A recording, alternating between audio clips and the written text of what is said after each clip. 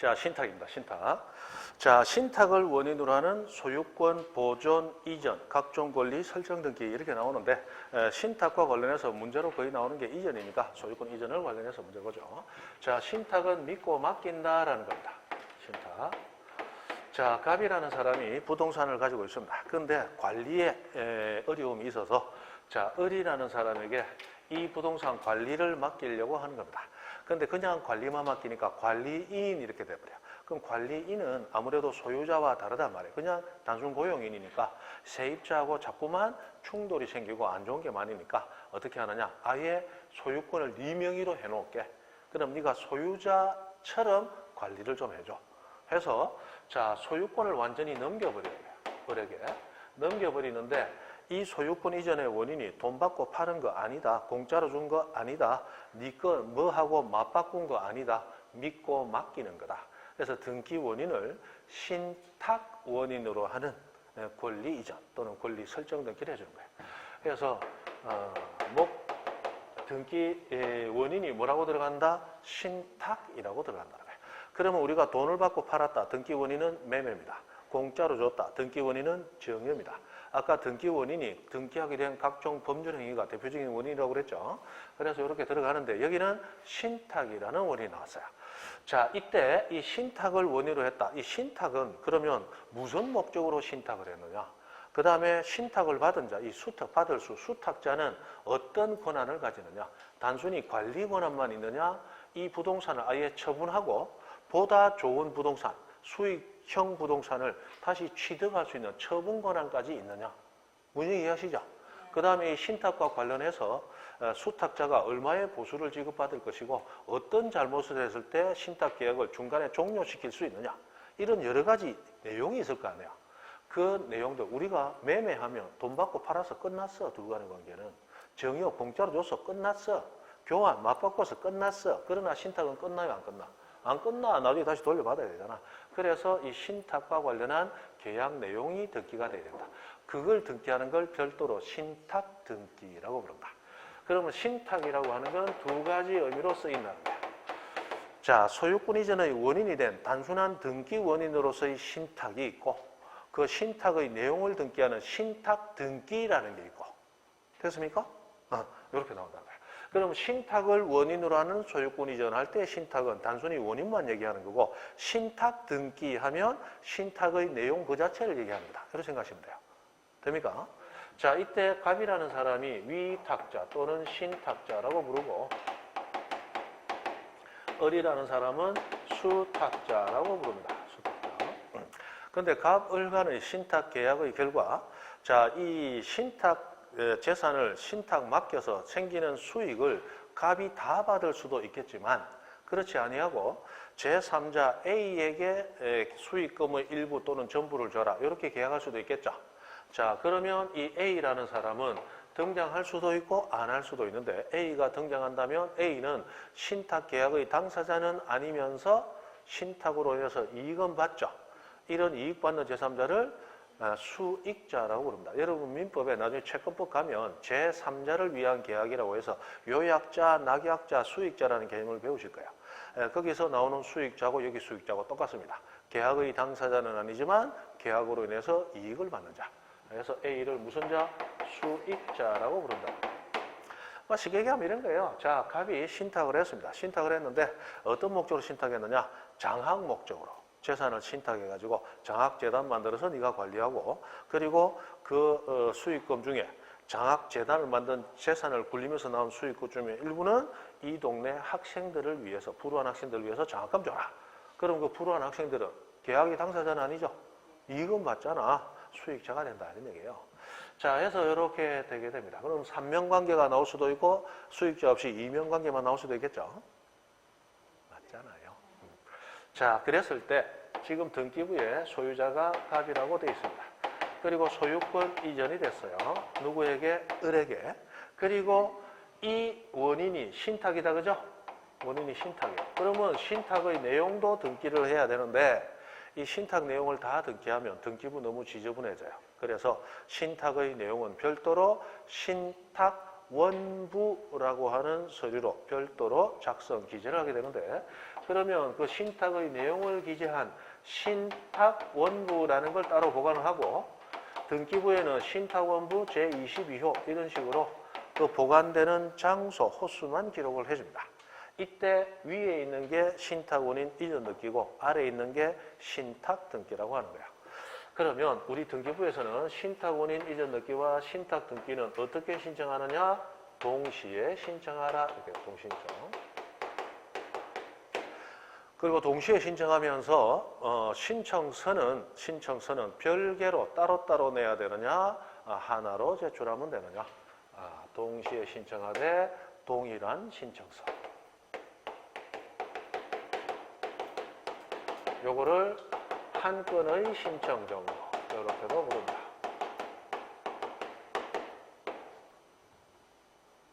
자, 신탁을 원인으로 이전 등기하는 거 신청서하고 신탁의 내용을 등기하는 신탁 등기하고 요 두 개를 어떻게 신청하라? 동시에 신청하라. 그리고 신청할 때 동시에 신청하니까 서류도 신청서도 몇 개로 하나로 같이 작성해라. 그렇게 한다는 거예요. 하나로. 자, 해서 이렇게 들어가게 됩니다. 자, 그러면 여기 신탁 등기와 관련해서 이제 몇 가지 우리 등기부에 나오는 중요한 사항들이 있는데, 자, 우선 이 신탁 등기와 관련해서 여기 보다시피 소유권 이전, 신탁 원인 이전 등기와 신탁의 등기는 여기가 1번이라면 여기는 2번하고 번호 하나를 기재하고 이 번호 하나 기재한 그 칸에서 같이 이루어지게 됩니다. 그러므로 이 두 개의 등기는 어떻게 된다? 하나의 순위 번호로 기재가 됩니다. 무슨 얘기인지 이해되세요? 하나의 순위 번호로 기재되게 됩니다. 자, 그리고 여기 신탁 원인 이전 등기와 신탁 등기는 동시 신청하라고 했죠. 그리고 하나의 신청서로 같이 신청하게 되는데, 자, 신탁을 원인으로 하는 이전 등기는 신탁 계약을 각과의 양당사자가 있죠. 그래서 양당사자가 공동으로 신청을 하는 게 원칙입니다. 그런데 신탁 등기는 어떻게 신청하느냐? 수탁자가 단독 신청하도록 되어 있습니다.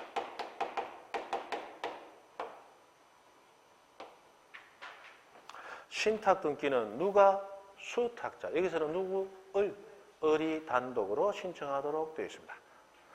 옛날에는 위에 등기와 아래 등기는 둘 다 갑과 을이 공동으로 신청한다 이랬는데 이 법이 개정이 되면서 바뀌었어요. 지금은 신탁 등기는 누가? 수탁자가 어떻게 신청? 단독 신청. 이렇게 바뀝니다.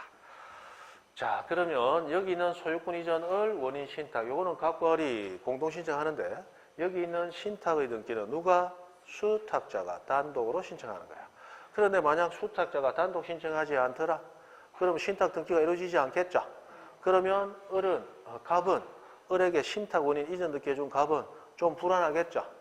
그래서 수탁자가 단독 신청해야 되는데 단독 신청하지 아니하는 경우에는 이때는 위탁자, 맡긴 자 갑 또는 이익을 받는 자 누구? 수익자가 대위 신청, 대신해서 신청할 수 있습니다. 그래서 우리 저번 주에 등기 신청은 당사자가 하지만 예외적으로 제3자가 하는 신청, 대표적으로 상속인에 의한 신청. 기억나세요? 자, 그런 거 할 때 상속인에 의한 신청 말고도 건물 멸실 시 토지 소유자의 대위 신청 뭐 이런 것도 했고 구분 건물 소유자 대위 표시 동시 하는 것도 했습니다. 그리고 거기 나온 것 중에 여기 신탁 등기에 관련한 요 신탁 등기 대위 신청한다는 것도 거기 나와요. 이것도 제3자 신청 가운데 하나입니다. 해서 대위 신청한다. 그냥 대위 신청 몰라 된다. 그냥 외운다. 수탁자가 단독 신청해야 되는 신탁 등기를 단독 신청하지 않는다면 누가? 위탁자 또는 수익자가 대위 신청해서 신탁 등기를 할 수 있다. 자, 이때 이 사람들이 수탁자가 단독 신청하지 않아서 대위 신청할 때는 이 두 개 신청, 동시 신청 되겠다, 안 되겠다? 안 되겠죠.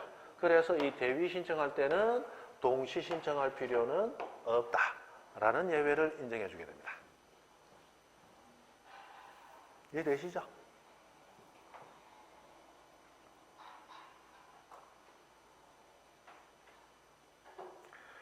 자, 여기에서 여러분한테 이제 공식 한 가지를 가르쳐줍니다. 신탁은 굉장히 신탁의 종류도 다양하고 신탁 등기 자체가 읽어봐도 이거 무슨 얘기인지 알기가 어려운 부분이 신탁입니다.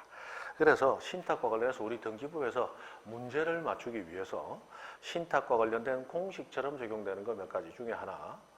자, 신탁은 동시신청, 동일신청서 또는 동시신청 한 건의 신청 정도 이렇게 얘기합니다. 맞죠? 자, 그러면 신탁과 관련한 등기는 여러 가지가 있어요. 자, 지금 신탁한 거 동시신청 한 건, 동시신청 동일이죠? 그런데 수탁자가 능력이 있어서 여러 사람으로부터 신탁을 여러 개를 받았어요. 도저히 혼자 처리해낼 수가 없더라. 그때 신탁받은 부동산을 다른 사람에게 다시 신탁해서 맡길 수 있는가. 이걸 재신탁이라고 부릅니다. 지금 현재 재신탁 가능합니다. 그래서 을이 병이라는 사람에게 재신탁을 했어요. 재신탁 하더라도 결국 소유권을 넘겨줘야 되겠죠? 그리고 신탁 등기 두 사람 간에 또 해줘야 되겠죠? 자, 이 등기도 동시신청, 동일신청서, 동시신청 한 건 이렇게 들어갑니다. 재신탁도 마찬가지겠죠? 그리고 신탁이 종료되면, 신탁 사유가 종료가 되면 그러면 신탁원인 이전 등기를 말소하면 되겠죠? 그리고 신탁 등기 자체도 말소해야 되겠죠? 이 등기도 동시신청 한 건. 자, 다시 신탁 관련 나왔다. 동시신청 한 건의 신청규모, 동일한 신청규모. 항상 똑같다. 신탁할 때 동시신청 한 건, 재신탁할 때도 동시신청 한 건, 신탁 종료됐을 때도 동시신청 한 건. 두 사람 사이에 신탁한 부동산 여러 개를 신탁했다가 나 여러 개 중에 한 개만 남기고 나머지는 다 돌려받을래? 신탁 부동산에 변경이 있을 때 그 변경과 신탁의 변경 등기도 동시신청 한 건. 신탁 관련해 나왔다. 동시신청 한 건. 됐습니까? 동시신청 한 건. 그러면 뭐서기 등기와 관련해서 뭐는 동시신청하되 신청서는 별개로 작성해야 된다. 틀렸다. 됩니까? 그리고 신청서는 하나로 작성하되 순서는 따로따로 신청해야 된다. 틀렸다. 동시신청 한 건. 동시신청 한 건. 그 다음에 자, 신탁등기 얘기해요. 신탁등기 얘기해요. 이 신탁등기는 여기서 위탁자 을, 여기서 수탁자 병이죠. 두 번째 재신탁했을 때 신탁등기. 신탁자, 위탁자 을, 수탁자 병이죠. 이 신탁등기는 누가 단독 신청한다? 여기서 이 수탁자, 병이 단독 신청합니다. 병이 단독 신청하지 않을 때는 누가? 위탁자 또는 수익자가 대위 신청할 수 있다. 이것도 항상 같이 나와요. 됩니까? 그러면 신탁이 종료됐어요. 그러면 신탁 등기의 말소 등기 해야 되겠죠? 이 신탁 등기의 말소 등기도 수탁자 단독 신청해요. 근데 수탁자가 단독 신청하지 않으면 어떻게 될까요? 역시 위탁자, 수익자가 대위 신청. 그럼 다시 자, 신탁 관련한 등기 신탁, 재신탁, 신탁 종료, 신탁 변경 전부 동시 신청 한 건. 그리고 신탁하든 재신탁하든 신탁이 말소되든 신탁 등기, 말소 등기 모두 수탁자 단독 신청. 하지 않는다면 위탁자 또는 수익자 대위 신청. 이 공식처럼 다 적용된다 생각하시면 돼요. 됩니까? 외워 그냥 외우세요. 외우면 돼요. 자, 그리고 이 두 등기는 하나의 순위번호를 사용하면서 등기가 이루어집니다. 자, 그 다음에 자, 신탁 원부는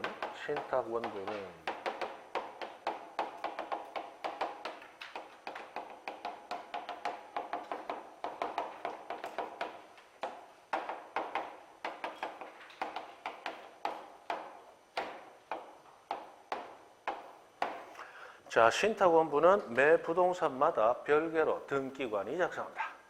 자, 지금 갑이 자신이 가진 부동산 하나만 신탁할 수 있느냐, 여러 개를 동시에 신탁할 수도 있느냐.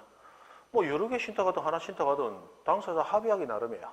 그러면 여러 개 부동산을 일괄해서 동시에 신탁하는 경우라면 신탁 원부, 즉 신탁의 내용을 담고 있는 그 서류는 하나로 작성하면 될 것인가, 부동산 3개 신탁하며 신탁원부도 3개 작성해야 될 것인가? 3개? 부동산마다 별개로. 부동산마다 별개로. 됩니까? 그렇게 된다는 거. 그리고 신탁원부는 신청인이 작성한다, 등기관이 작성한다. 등기관이 작성. 이거 다 외우셔야 됩니다. 자, 왜 신탁원부는 별개로 다 작성하느냐? 신탁되는 부동산마다 내용이 다 다를 수 있기 때문에 그래요. 자, A 부동산에서 나오는 수익은 내가 생활비 써야 되니까 위탁자 나한테 줘. 그리고 B 부동산에서 나오는 그 수익은 장학금으로 장학생들한테 줘. C 부동산에서 나오는 그건 조그만 거니까 그거는 잘 활용해서 네 수수료로 가져가. 무슨 말인지 이해되세요? 그리고 A 부동산은 10년간만 하다가 나 돌려주고 B 부동산은 네 하는 거 봐가며 기간 정하면 되고 C 부동산은 네가 관리하는 동안 수탁자로 하도록 해줄게. 기간도 마음대로 할 수 있죠. 그래서 부동산마다 내용이 다 다를 수 있기 때문에 무조건 신탁원부는 부동산마다 하나씩. 부동산 하나의 앞에 신탁원부 하나씩. 그렇게 작성합니다. 신탁 들어오니까 조금 어렵죠. 그게 읽어봐야 무슨 얘기인지 몰라요. 보니까 뭐 복잡하죠. 복잡해요. 자, 신탁은 당사자 합의로 성립하는 것입니다. 당사자 합의만 있을 때는 채권적 효력밖에 없어요. 그런데 신탁이 등기되면 제3자에게 주장하는 힘, 대항력을 가지기 때문에 신탁 등기를 하는 겁니다.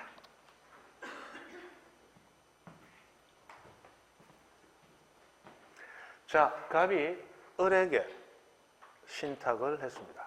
그런데 을 혼자 있으니까 을이 분탕질을 치면 아이고 큰일 날 수 있겠다. 그래서 수탁자를 을 혼자를 수탁자로 지정하지 않고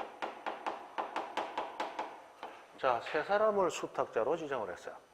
이것도 가능하죠? 내가 물건 팔 때 한 사람한테 파느냐 여러 사람한테 파느냐 알아서 하는 거야. 자, 세 사람을 수탁자로 지정했습니다. 그러면 소유권 이전 받는 자가 한 사람, 여러 사람? 여러 사람이 되잖아요.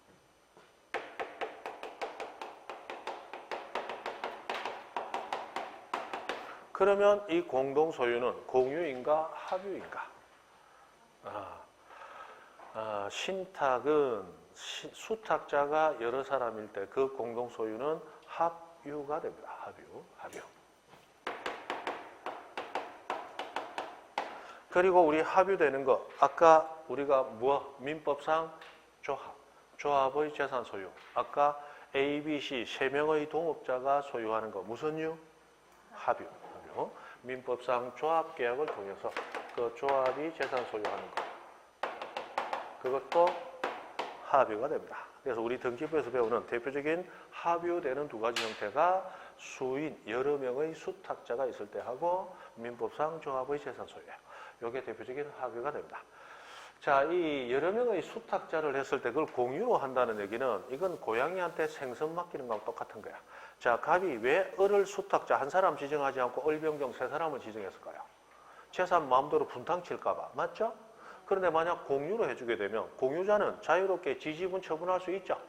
그러니까 여러 사람한테 나눠주고 배짱 있는 놈 묻고 날라라 하는 것밖에 안 되는 거예요. 그래서 합의로 해야 돼. 합의로 하면 여러분 민법에서 합의 배웠죠? 네. 합의 배우니까 합유 지분은 자유롭게 처분할 수 있다. 합유 지분 처분하려면 나머지 잔존 합유자 전원 동의 받아야 된다.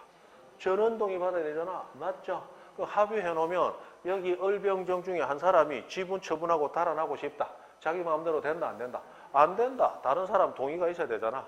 그러니까 그 제한에 묶여서 자유로운 처분이 된다 안 된다? 안 된다. 그럼 갑은 조금 더 안심이 되겠죠. 그럼 여러 사람한테 맡기면서 불안해서 여러 사람한테 맡겼는데 공유를 했다.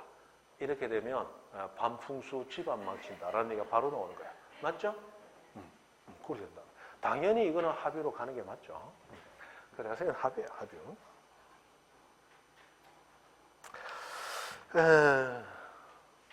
그러면 신탁 등기에서 수탁자가 여러 명이라면 그 등기를 할 때 합유자라는 뜻 기록할까요, 안 할까요? 합니다. 합의 등기하고 똑같아요. 합유 지분, 을병정 세 사람 간에 지분 등기 될까요, 안 될까요? 안 돼, 안 돼. 수인의 수탁자, 지분 기재되지 아니한다. 지분 등기 안 된다 했잖아요. 합유라는 뜻 기재한다. 그대로 똑같이 가는 거예요. 똑같이. 합유니까.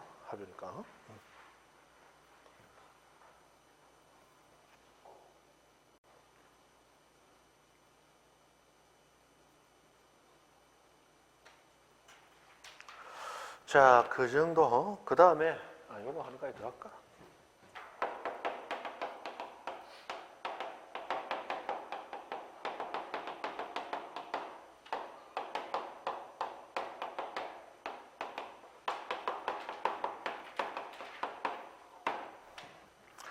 자, 수탁자의 고유재산으로 된 뜻의 등기라는 말이 나옵니다. 수탁자의 고유재산으로 된 뜻의 등기. 자, 갑이 을이라는 사람에게 신탁재산 신탁을 했습니다. 그런데 여러 사람에게 재산을 나눠서 관리를 맡겨본 결과 을이 너무 관리를 잘하고 그리고 중간에서 뭐 돈 빼쓰고 이런 것도 없고 너무 투명하게 하고 너무 나한테 도움이 됩니다. 그래서 갑은 을에게 자, 신탁의 약정이 종료될 때쯤 돼가지고 당신이 이 부동산을 원한다면 다른 사람에 비해서 훨씬 싼 가격으로 내가 넘겨줄 수 있다. 그래서 을이 그러면 그 가격이면 내가 인수하겠습니다. 이렇게 될 수도 있겠죠? 맞죠? 자, 그래서 을에게 넘겨주게 돼요. 그러면 이제 이 부동산은 을에게 이전 등기가 되어야 될 것 같은데 등기부를 보니까 벌써 이전 등기 되어 있잖아. 그러니까 을 앞으로 이전 등기 한다는 거 있을 수가 없잖아요. 그러니까 뭘 하느냐? 이제 이 부동산은 신탁된 것이 아니고 을의 고유 재산이 되었습니다. 을 것이 완전히 되었습니다. 이제 신탁된 게 아닙니다. 라는 뜻의 등기를 해준단 말이에요. 됩니까? 자, 이 뜻의 등기는 1, 2, 3, 4, 5, 6 하는 주된 번호를 쓰는 주등기, 독립등기로 할 것이냐? 아니고 2번이 원래 등기니까 2-1 부기 등기로 할 것이냐? 이거 주등기로 하더라는 거예요. 주등기로. 왜냐하면 수탁자의 고유재산으로 되었다라는 뜻의 등기라고 해서 이게 무슨 등기인지 어중간하지만 실제로는 신탁돼 있었던 그 부동산이 완전히 직거로 되니까 완전한 소유권 이전이다. 이렇게 본다는 거예요. 완전한 소유권 이전. 우리 소유권 이전은 부기 등기로 한다, 주등기로 한다. 주등기로 하거든요. 그래서 그렇게 주등기로 한다. 이렇게 됐습니다. 신탁 뭐 그 정도 하시고 됐습니다. 그냥 하시면 됐어요. 자, 그 다음에 326페이지 가면 이제 제4절 소유권 이외의 등기 절차하고 나왔습니다. 소유권을 제외한 권리들. 자, 소유권은 굉장히 중요하고 모든 권리의 기초가 됩니다. 아까 소유권이 있어야 다른 권리 있을 수 있다고 그랬죠. 근데 소유권을 제외한 권리는 우리 민법에서는 다 중요하죠. 지상권 최소한 문제, 지역권 한 문제, 전세권 한 문제, 뭐 저당권 한 두 문제 이렇게 나오겠지만 등기법은 다 합쳐서 한 문제 정도 내지는 저당권에서 거의 한 문제가 나오고 지상지역 전세권 합쳐서 한 문제 나올 때도 있고 안 나올 때도 있고 이 말은 중요한 권리다, 잡권리다. 잡권리다. 민법에서는 중요한 게 등기 보니까 이 잡스러운 것밖에 안 되죠. 그죠? 그럼 민법보다 등기법이 더 중요하다는 얘기죠? 민법이 중요하게 보는 게 등기 보니까 잡권리밖에 안 되더란 말이죠. 지상권, 지역권, 전세권 배웠어요? 배웠죠. 됐다.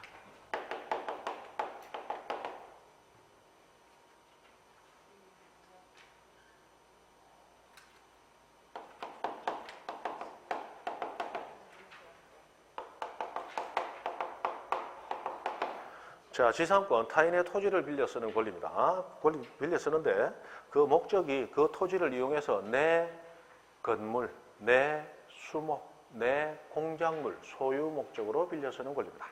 자, 그래서 타인의 토지를 빌렸는데 그 빌린 목적이 내가 건물을 지어서 내 건물 소유하고 싶은데 땅이 없어. 땅 살 돈도 부족해. 그럼 어떻게 하면 됩니까? 타인 토지를 빌려서 그 토지에 내 건물 지으면 되지. 그러면 그 건물은 언제까지? 그 토지 빌린 동안 소유하면 되잖아. 그래서 건물을 짓게 되는데 우리 민법상 지상권은 다른 권리들은 이 기간을 넘어가면 안 돼라고 해서 최장 존속기간의 제한이 있어요. 그러나 지상권은 거꾸로 최단 존속기간 제한이라고 해서 이 기간 밑으로는 안 돼. 무조건 이 기간 넘어가줘야 돼. 라고 하죠. 그래서 경부한 건축물 같은 경우 30년, 일반 건축물도 최소 15년, 공작물도 최소 5년 보장을 해주는 거예요. 건물 아까우니까 경부한 건축물 땅 빌릴 때 지상권 설정한다면 무조건 최소 몇 년? 30년 보장을 해주는 거야. 그죠? 100년 빌릴 수도 있고 1000년을 빌릴 수도 있는 거야. 그래서 건물이 오래 가니까 오래도록 토지를 빌릴 수 있는 그게 지상권이에요. 지상권. 지역권은 아까 봤듯이 토지 소유자도 쓰고 나도 쓰고 같이 좀 씁시다 라고 쉽게 빌려 쓸 수 있도록 하는 거. 그 다음에 전세권은 여러분 아는 전세하는 그 전세권이 아니고 여러분 아는 전세는 임차권이고 이 전세권은 물권으로서의 전세권. 비슷하면서 특징이 완전히 좀 다릅니다. 자, 그런 게 있는데 지상권과 지역권은 반드시 토지만을 빌릴 수 있는 권리야. 이 지자가 땅 지자다, 그죠? 전세권만이 토지도 빌릴 수 있고 건물도 빌릴 수 있는 건물을 빌리고 싶다, 물권으로 빌리고 싶다 하나밖에 없다. 뭐 전세권. 토지는 지상권, 지역권, 전세권 다 가능, 그죠? 그래 됩니다. 자, 그러면 요게 이제 민법에서 얘기하는 얘기들이고 여러분이 이제 처음 배워서 잘 모를 것 같아서 기억 상기시킨다고 한 얘기고 등기법은 그런 거 필요 없고 등기법은 뭐가 알아야 되느냐? 자, 등기 신청할 때 신청서에 반드시 적어야 되는 필요적 기재사항. 있으면 적고 없으면 안 적어도 되는 임의적 기재사항이 있다고 그랬죠? 이 지상지역 전세권 저당권에서는 그 필요적 임의적 기재사항 나누는 그게 제법 시험에 나옵니다. 그래서 요 정도 권력을 내서 보시면 되는데 자, 필요적 기재사항 해가지고 나오는 거. 지상권에 있어서 지상권 설정의 목적과 범위를 적어야 돼. 목적과 범위. 자, 지역권 역시 목적과 범위를 적되 여기에서는 요역지 표시 또는 성역지 표시까지 넣어서 보통 다릅니다. 자, 전세권은 목적을 적지 않습니다. 안 적고 범위하고 전세금을 적도록 되어 있습니다. 자, 요런 거 구분하는 거. 자, 여러분 지상권은 건물 소유, 공작물 소유, 그 다음에 수목 소유 이런 목적으로 지상권 설정하죠. 그래서 지상권 등기 신청할 때 필요적 기재사항으로서 예전에 신청서 필요적 사항 여러 가지 있는데 알 필요 없다고 그랬죠. 그런 것들 적는 건 기본으로 적고 여기서 필요적 하고 나오는 것은 그 기본적으로 적는 것 플러스 이 권리의 특징 때문에 이런 권리 신청할 때는 반드시 이것도 같이 적어야 된다. 그 권리 속성과 관련해서 더 적어야 되는 필요적 기재사항. 우리한테 나오는 건 그 정도예요. 기본적으로 적는 필요적 기재사항. 앞에 신청서에 나오면 적는 필요성. 그건 알 필요 없고 그거 말고 그거는 적고 플러스 지상권일 때는 이것도 더 적어야 돼. 반드시. 지역권은 이거 더 적어야 돼. 하는 요게 시험에 나온단 말이에요. 그럼 지상권은 목적이 뭐냐? 너 건물 소유하려고 하냐? 나무 소유하려고 하냐? 적어라. 신청서 반드시 적어라. 그 다음에 지상권, 지역권, 전세권은 공통점이 부동산 전부여야 됩니까? 일부여도 됩니까? 일부여도 되죠. 그래서 부동산 빌리는 그 한 필지 얼마만큼 빌리는지 범위를 적어라. 범위를 적을 때 1필지 전부 빌린다. 전부 적고 끝. 일부일 때는 일부라고 적되 그 일부가 어디인지를 표시한 지적도 같은 도면을 첨부해라. 도면 첨부하라. 자, 이 도면을 첨부해야 자, 우리 질문. 여기 한 필지 토지가 갑이 가지고 있어요. 자, 갑이 요만큼 을한테 빌려줬습니다. 지상권. 빌려줬어요. 자, 왼쪽 부분은 쓴다 못 쓴다? 쓸 수 있다. 누가? 갑이 쓸 수 있고 갑이 안 쓴다면 병한테 지상권 설정해 줄 수 있다 없다? 있다. 얼마든지 가능하죠? 겹치지만 않으면 됩니다. 겹치지만 않으면 돼요. 자, 그래서 범위가 일부일 때는 이 일부 을한테 지상권 설정했다면 이 일부를 표시한 뭐 첨부해라? 도면 첨부해라. 그리고 나중에 다른 일부를 병한테 설정해 줍니다라고 했을 때 그 일부를 표시한 도면을 첨부해야 등기관이 보고 만약에 겹치는 부분이 있다면 된다 안 된다? 안 되죠. 판단할 수 있도록 도면 첨부하라. 자, 여기서 공식. 우리 등기법에서 부동산 일부의 권리가 성립된다라고 하면 항상 그 일부를 표시한 뭐 첨부하라? 도면 첨부. 그건 항상 나와요. 그럼 지역권 일부 설정 뭐 첨부? 도면 첨부. 전세권 일부 설정 뭐 첨부? 도면 첨부. 나중에 임차권도 일부 설정 뭐 첨부? 도면 첨부. 그건 항상 공식처럼 나와요. 공식처럼. 자, 그 다음 지역권도 목적이 다양합니다. 여러분 뭐 통행지역권, 인수지역권, 배수지역권, 조망지역권 이런 얘기 들으셨죠? 민법에 지역권 할 때 통행지역권은 들어보셨지? 아까 통행목에서라는 거. 그 통행 목적으로만 지역권 설정할 수 있어요? 안 해요. 내 땅에는 수도도 안 들어갔고 물이 필요한데 산물 끌어와야 되겠어? 산물 끌어오는데 남의 토지 거쳐서 와야 될 거 아니에요? 맞죠? 그 남의 토지 거쳐올 때 인수, 물을 끌어당기기 위한 지역권 또는 용수, 물을 이용하기 위한 지역권 또는 내 토지가 나름대로 높은 곳에 있어서 집 지어 살려고 하는데 앞에서 3층 이상 건물 지으면 조망권에 방해를 받으니까 아래 토지 소유자하고 당신은 2층까지만 짓고 3층 이상은 안 짓는 걸로 그렇게 땅 사용 권리에 제약을 가합시다. 이 조망 지역권 이런 것도 있단 말이에요. 그래서 이 지역권도 목적이 다양할 수 있기 때문에 목적을 적어라. 그리고 지역권 일부 빌릴 수도 있고 전부 빌릴 수도 있죠. 일부 빌릴 때는 뭐 전부 도우면 전부 항상 나온다. 그 다음에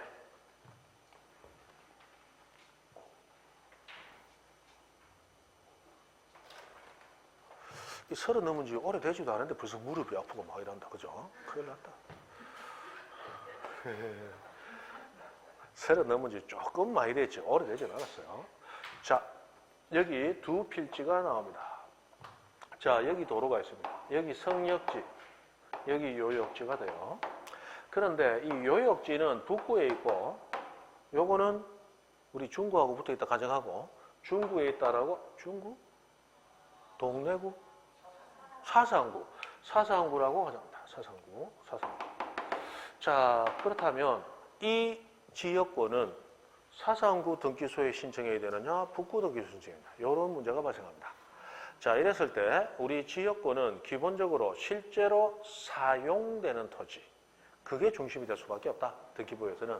그래서 실제로 사용되는 토지는 성역지죠. 통행로가 있더라도 성역지가 통행로를 승인해 줬잖아. 그러니까 성역지가 핵심이라는 거야. 그래서 성역지를 관할하는 등기소가 지역권 등기의 관할 등기소가 됩니다. 됩니까? 성역지 등기소가 관할 등기소예요.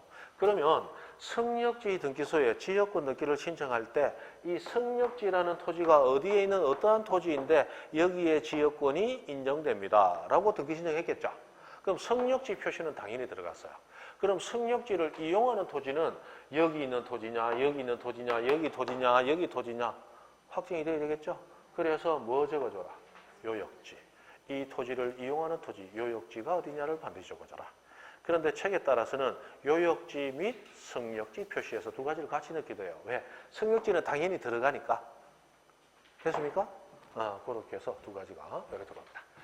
그 다음에 전세권은 우리 민법 규정이 전세권을 어떻게 규정하는 민법 303조를 나중에 보시면 전세권은 전세금을 지급하고 부동산을 그 용도대로 사용 수익한다. 이렇게 돼 있어요. 그래서 전세권이 설정되기 위해서는 반드시 뭐가 지급돼야 돼요? 전세금. 그래서 전세금 얼마 지급되는지 반드시 적어줘라. 그 다음에 전세권은 목적이 따로 정할 수 없어요. 민법 규정에서 그 부동산을 용도대로 사용 수익하라. 이렇게 돼 있단 말이에요. 그러므로 그 부동산 이미 사용되는 용도대로 사용 수익해야 돼. 내 마음대로 건물 소유 목적으로. 된다 안 된다? 안 돼 그런 거. 그 부동산 그 용도대로 사용 수익하는 거야. 그래서 목적 적어요 안 적어요? 안 적어. 범위만 적으면 되는 거야. 전부면 전부, 일부면 일부. 일부일 때는 뭐 전부, 도면 전부. 항상 이렇게 나오는 거예요. 별거 없죠? 자, 여기서 지상권 존속 기간을 정하거나 지역권 존속 기간, 전세권 존속 기간을 정했습니다. 모든 기간은 항상 임의적 기재사항입니다. 자, 임의적 기재사항에서 4가지 외우라 했습니다. 각종의 특약, 각종의 약정, 각종의 기간, 그리고 지료. 자, 특약, 약정, 기간, 지료. 모두 무슨 사항? 임의적 기재사항. 그러면 지상권에서 토지 사용 대가인 지료는 필요적, 임의적? 임의적 기재사항에 불과합니다. 지상권 존속 기간, 임의적. 지역권 존속 기간, 임의적. 전세권 존속 기간, 임의적. 됐습니까? 기간, 특약, 약정, 기간, 지료. 그래서 여러분 민법의 지상권 배울 때 지료는 지상권의 성립 요소이다, 아니다? 아니다. 지상권은 반드시 지료 지급할 필요는 없더라. 그럼 지료 지급하기로 약정했다면 있고 약정 안 했다면 없다. 있으면 적고 없으면 안 적어도 된다. 임의적 기재사항이라는 거예요. 그런데 전세권의 전세금은 반드시 지급해야 돼. 민법 규정이 뭐라고 했어요? 전세권은 전세금을 지급하고 이렇게 됐기 때문에 여러분 내 집 두 채다. 요번에 동생이 사업상 어려워져서 길바닥에 나앉게 생겼다. 집 공짜로 주긴 좀 그렇고 다시 재개할 때까지 내가 남은 여분의 집을 전세권 설정해주고 동생 마음 편하게 해갖고 10년간 해가지고 공짜로 팍 주고 싶다. 된다 안 된다? 안 돼. 전세권은 무조건 전세금 지급돼야 돼. 무상의 전세권은 없어. 유상으로만 되는 거야. 무상으로 하고 싶으면 사용대차라고 별도로 민법의 채권계약이 이루어져야 돼. 그런 게 있단 말이야. 그래서 전세금 반드시 지급해야 돼. 전세금 지급. 그죠? 아까 뭐 지하철 안에 살 때 눈이 말똥말똥 하다가 이거 하면 뭐 지금 이거 할 때 눈이 말똥말똥 하고 그죠? 지하철 얘기하면 이래도 좀 쉬고 이래야 되는데 자 전세금은 금전이어야 된다. 금전 아닌 다른 물건이어도 된다.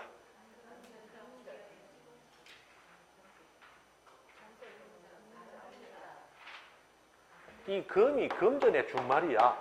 금이. 매매 대금은 금전이어야 된다. 금전 아니어야 된다. 금전이어야 돼. 금하고 노는 거 금전이야. 그럼 지상권의 지료는 금전이어야 된다. 안 해도 된다. 안 해도 돼. 지상권의 지료는 금전 돈으로 줘도 되고 뭐 1년에 쌀 5가마니 이래도 된단 말이야. 임차권의 차임 금전이어야 된다. 안 해도 된다. 차임. 금전으로 줘야 되면 차금이라고 이름 지었을 거야. 차임이니까 금전이어야 된다. 안 해도 된다. 안 해도 된단 말이야. 한 달에 쌀 한 마씩 된단 말이야. 이거는 금 나오면 금전이야. 금 나오면 금전의 준말이단 말이야. 그죠? 자, 해서 뭐 이렇게 지상지역 전세권 기본적인 필요적 의미죠. 이렇게 구분을 했습니다. 그 다음에 가장 중요한 저당권.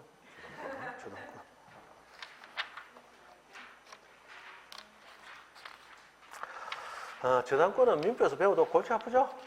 아주 재미있으면서 아이고 좀 어려울 거예요. 저당권. 자, 저당권 339페이지 저당권. 자, 저당권과 근저당권이라는 얘기가 나옵니다.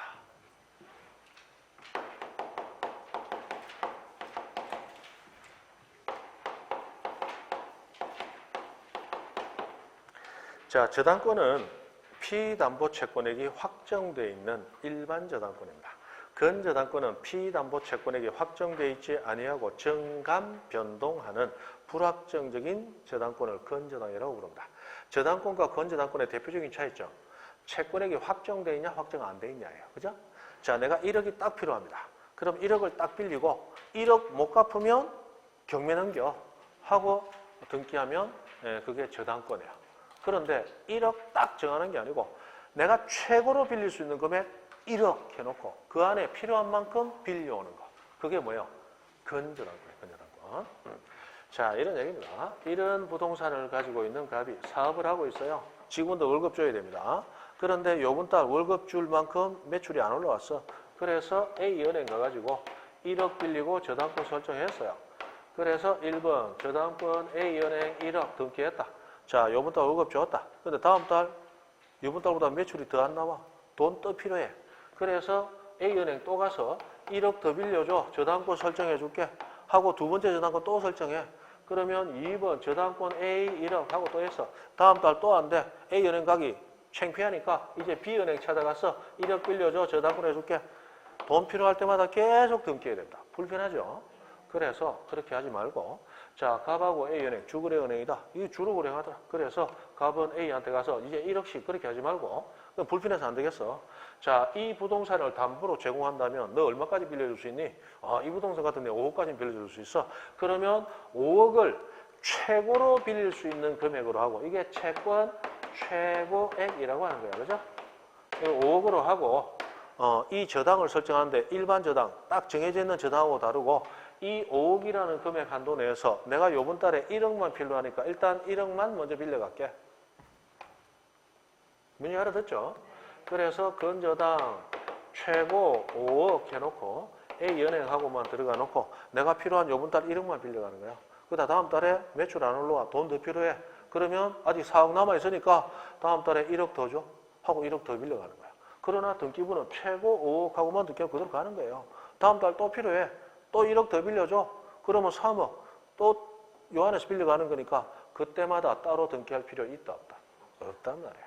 그래서 최고액 한도 내에서 채권액은 빌리면 빌릴수록 증가를 할 수 있고 그러다가 넉 달 뒤에 갑자기 매출이 잘 올라와서 그러면 그 돈을 가지고 써도 여분의 돈이 남더라.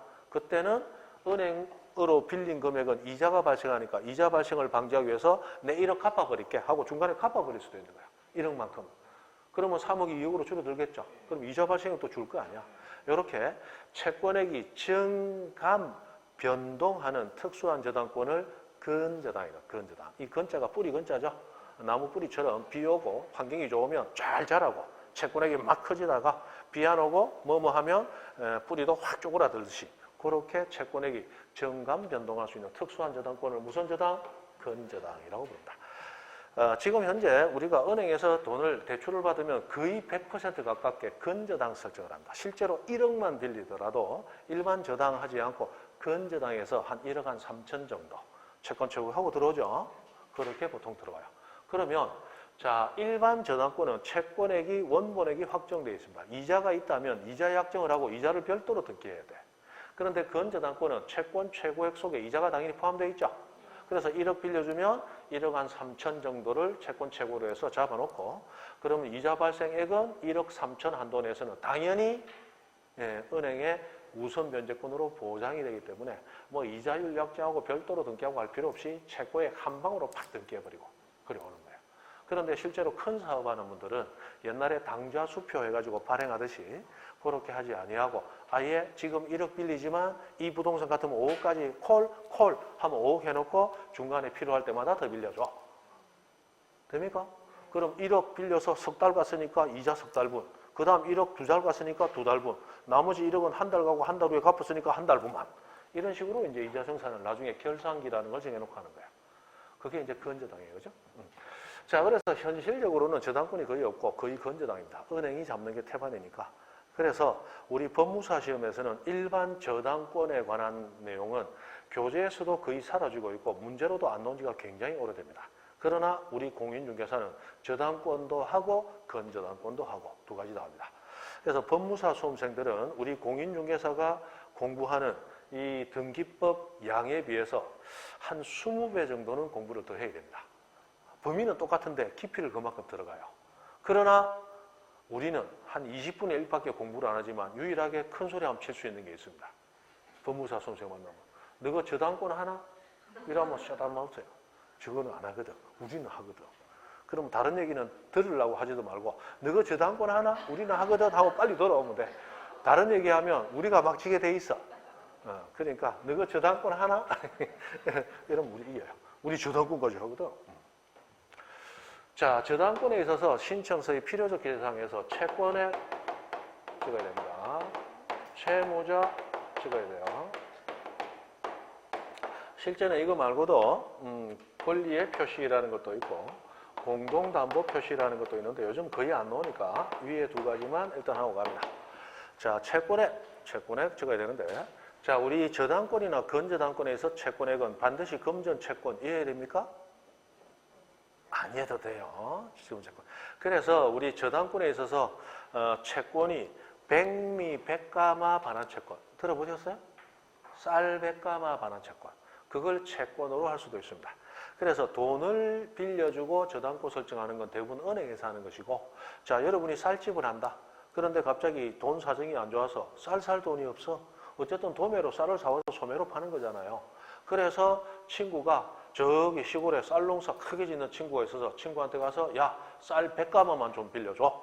했더니 친구가 야, 이 쌀 100가마 다 빌려줬다가 네 잘못되면 나도 엉망되는데 괜히 너 다른 데 돈 빌렸다가 다른 데 돈 먼저 갖고 내 죽이고 그러지 말고 네가 가진 공장 담보로 제공한다면 내 쌀 100가마 빌려줄게. 그러면 그 공장에 저당권 설정하면서 피담보 채권은 뭐가 돼요? 쌀 100가마 반환 채권 하고 들어올 수 있다는 거예요. 그래서 저당권의 피담보 채권은 금전 채권이 아니어도 된다. 문제는 금전 채권이 아닌 경우에는 그 평가액을 기록해야 된다. 쌀백가마 있다. 쌀백가마. 그런데 쌀백가마 빌리고 저당권 설정해놨다가 나 갑자기 돈이 필요해. 그래서 친구한테 가서 다른 친구한테 야, 돈 좀 더 빌려줘. 내 부동산 담보 잡혀줄게. 1순위인데 쌀백가마니까 뭐 크게 안 돼. 그런데 다른 사람은 쌀백가마 가격 안다 모른다. 모른다.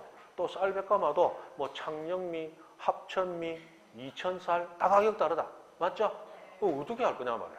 그러면 후순위 권리자를 위해서도 이 정도 물건이면 어느 정도의 금액에 해당한다. 그게 공시가 될 수 있어야 후순위 권리자들도 어떻게 권리의 설정 얼마 빌려준가 할 수 있겠죠. 그래서 금전 채권이 아닌 경우는 반드시 뭘 기록한다. 평가액. 예를 들어 백미 백가마 반환 채권 해놓고 금 1억 원정 이런 식으로 해서 금전으로 환산한 평가액을 반드시 기록하도록 되어 있습니다. 그 정도. 세무자는 다음에 하시죠. 자, 건저당권 갑니다. 건저당권. 건저당권은 채권액이다. 채권 최고액이다. 자, 근하고 나오려면 무조건 최고액 나와야 돼. 그냥 채권액 나오면 근하고 나오면 안 됩니다. 그건 일반 저당이에요. 그죠?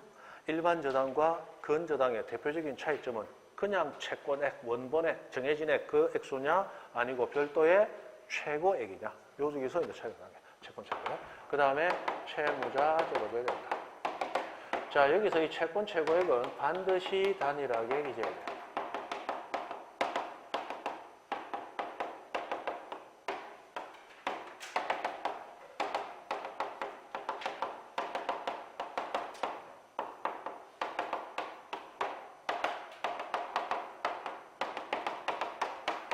자, 그래서 채권자별로 기재하거나 채무자별로 기재하지 못합니다.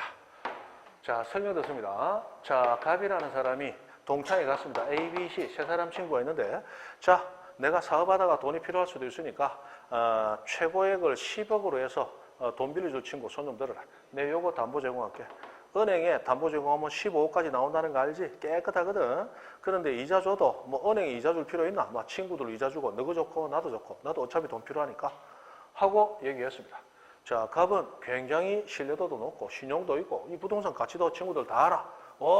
좋긴 좋은데 요새 10억 쌓아두고 사는 사람이 있나? 네 정신이 있나 없나? 10억 없다. 그럼 몇 억인데? 나는 다 끌어보면 한 3억까지는 가능한데 나도 3억까지는 가능한데 이러니까 씨가 떡 넣어도 아이고 거지 자석들 나는 4억까지 되거든. 자, 가만히 합쳐보니까 10억이 된단 말이에요. 맞죠? 그래서 근저당권자를 한 사람으로 하지 않고 공동근저당권자 세 사람으로 해가지고 합쳐서 10억 되면 되잖아. 맞죠? 그렇게 해서 최고 10억하고 근저당 설정을 합니다. 이때 등기부에 1번 근저당 해가지고 최고 얼마? 10억하고 근저당권자 A, B, C 이렇게 들어가야지. 자, A 3억, B 3억, C 4억, 합 10억 이렇게 못 적는다는 얘기야. 왜냐하면 근저당권이 하나면 채권 최고액도 하나, 저당권이 하나면 피담보 채권도 하나. 맞죠? 하나니까 하나로 적어야 되는 거예요. 그래서 합친 금액 전체 하나로만 적어야지 나누어서 적지 못한다. 그럼 개인적으로 이런 금액이 있다는 거 얘기하고 좀 보장받고 싶은데 어떻게 하면 됩니까? 그러면 A 건저당 3억짜리 별도, B 3억 별도, C 4억 별도, 건저당권 따로따로 하나씩 3개 신청해. 그러면 되지. 아무것도 아니죠. 시험에 참 자주 나와. 반드시 단일하게 기재된다. 자, 저당권에 있어서 이자는 임의적 기재사항입니다. 그래서 무이자로 돈 빌릴 수도 있죠. 친구 간에. 그러면 이자 없다? 그럼 이자 안 적는 거야. 은행에서 빌렸다. 그 이자 있겠죠. 이자 있다? 이자 적어주면 되는 거야. 그럼 이 이자 약정은 있을 수도 없을 수도 있기 때문에 임의적 기재사항이고 당사자끼리 약정만 하면 당사자 사이 효력밖에 없어. 그러나 등기되면 대항력을 가지고 그 이자까지 채권에게 플러스 돼가지고 우선 면제받을 수 있는 겁니다. 자, 그런데 근저당권에서는 이자는 당연히 어디에 포함됩니까? 아까 채권 최고액 속에 포함되어 있다고 그랬죠? 그래서 이자는 아예 기재하지 아니한다. 이거는 어디에? 최고액 속에 당연 포함이 되니까. 포함되니까.